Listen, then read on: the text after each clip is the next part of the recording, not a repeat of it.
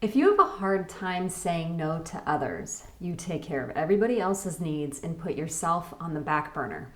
You take on more than you can handle, which causes you to lead to burnout and resentment, and you don't know how to ask for help, and you have a hard time expressing your needs, then this video is for you. In this video, I will share with you why people pleasing is an unconscious behavior, how it develops, and what you can do to break free from it so that you can finally prioritize yourself and begin to invite healthier relationships into your life. If you are new to my channel, my name is Jess, and I help women over the age of 30 break free from self-sabotage and unlock success.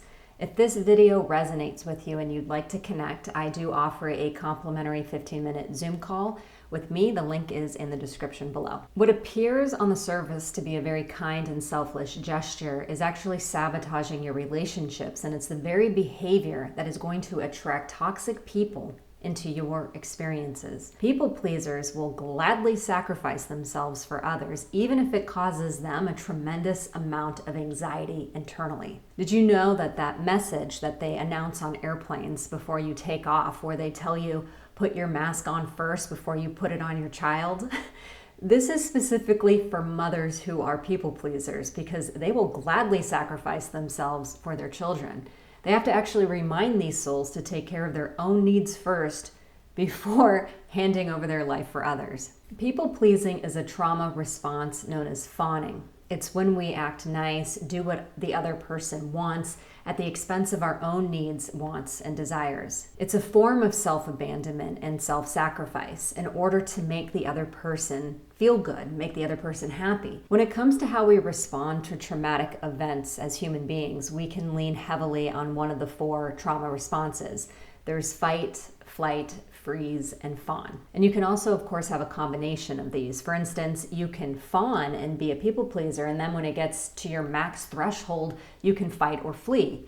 For instance, when a person is people pleasing and then they finally can't take it anymore, and then they burst into rage, and they'll snap all of a sudden because to them it actually feels warranted for all the things that they've been putting up with for so long, but not telling anyone. People pleasers can't say no, and they tend to not have strong boundaries, if they have boundaries at all. And it's this over-giving nature that invites toxic relationships, whether they're romantic, platonic, or professional. When you do all the giving, you will attract people who will gladly do all the taking, leaving you feeling exhausted and resentful. Giving is an unconscious way that someone can stay in control because they're in charge of what's being given.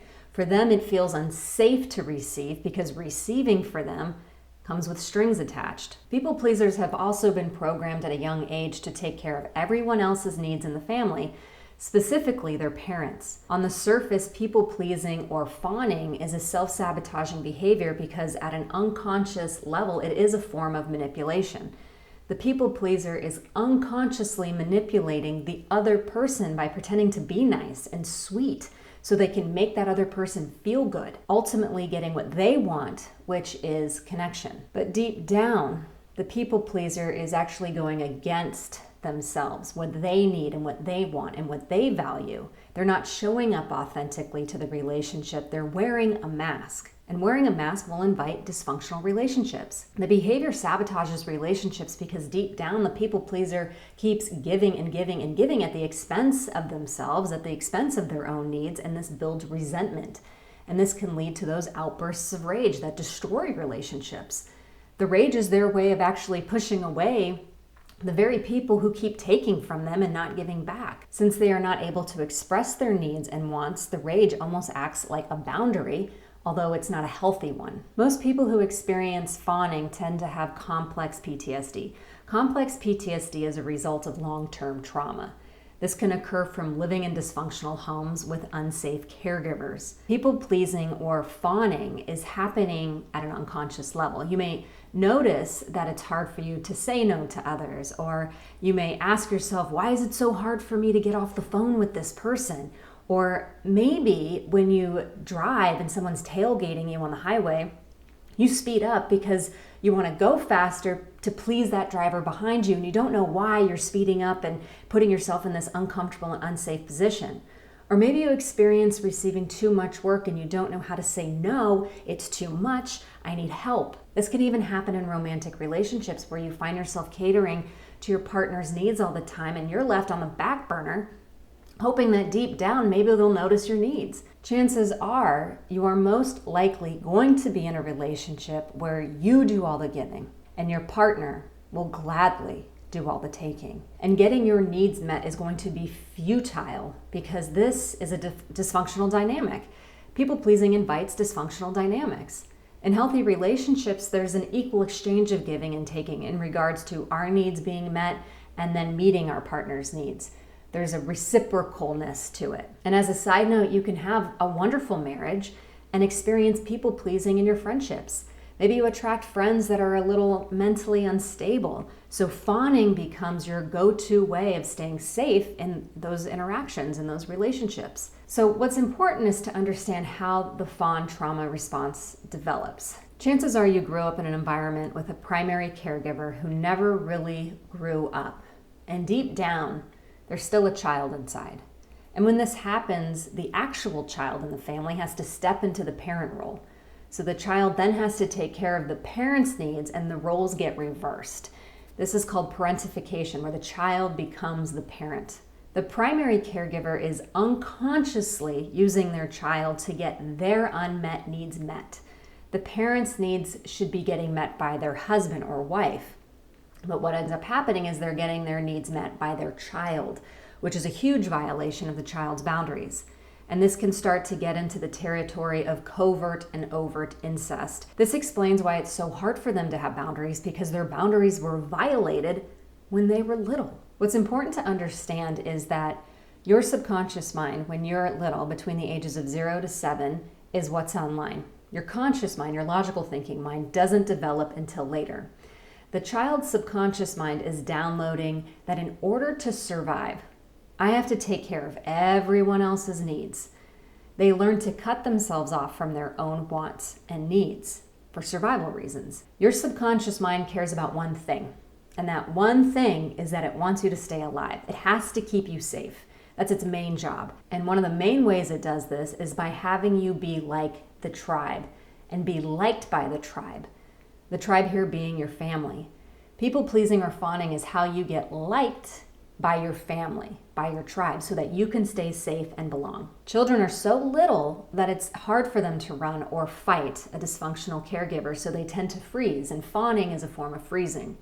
When the caregiver is unstable, maybe they haven't worked on their deeper level trauma, or they're mentally unstable, or maybe they're an addict of some kind, the child fawns and pleases the parent in order to stay safe. At an unconscious level, their little brain goes, if I can keep them happy, they won't hurt me and I'll stay safe.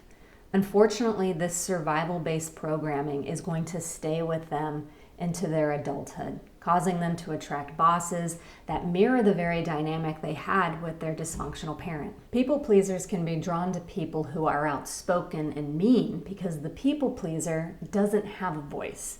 And so they're attracted to those that do. Unfortunately, they have to walk on eggshells because they feel this compulsion in order to please others to keep the connection. They can also be drawn to people they have to fix because it gives them a deeper sense of purpose and some confidence that they're able to be of service. For some children that grow up in these really dysfunctional homes, they never get healthy love from their parents. And deep down at a subconscious and unconscious level, they really don't feel loved or that they deserve love. So their subconscious mind decides, if I'm not loved in this family, I know what I'll do. I'll make myself needed.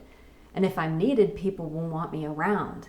And in my opinion, I think this is a wonderful maneuver on part of your subconscious mind to keep you safe. The problem is that what worked for you when you were little to keep you safe is the very thing that's causing you to feel this tremendous amount of stress in your nervous system as an adult, which is hurting your health and sabotaging your relationships. Whatever your subconscious mind learns to survive when you're little is what it will be attracted to as an adult.